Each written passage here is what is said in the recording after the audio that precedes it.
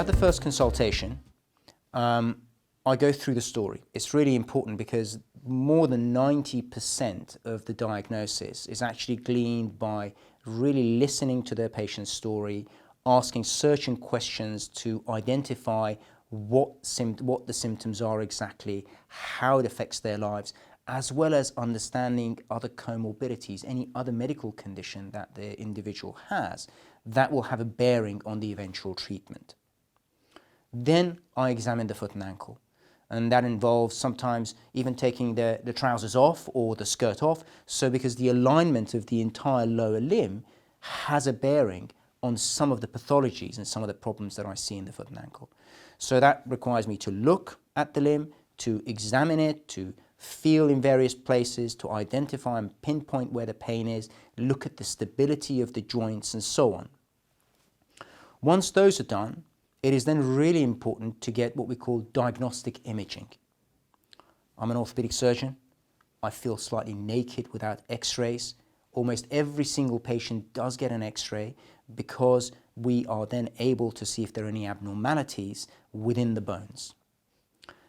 When the problem is a soft tissue one, for example, ankle instability, we then need to do modalities of imaging that allow us to examine these soft tissues. And there are two. They're MRI scan, which is a big donut. Some people don't like that. They're claustrophobic, but I always assure them that it's the feet that go in, the head stays outside.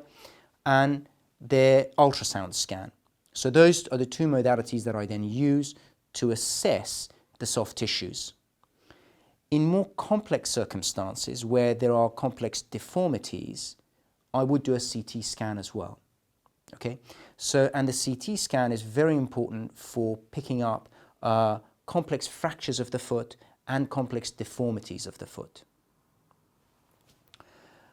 If the problem is an alignment problem, we need to x-ray the entire lower limb.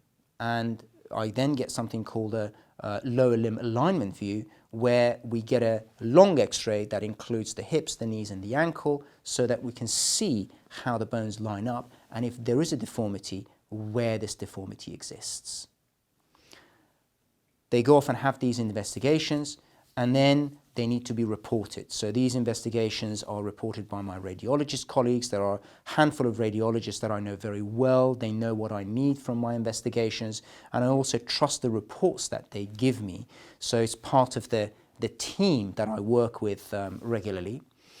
And once these reports come back, then we arrange another consultation. Now that consultation can sometimes be remote, because I've already examined the patient and I know what I have found from there and I make detailed notes, and then we put it together with the results of the investigations.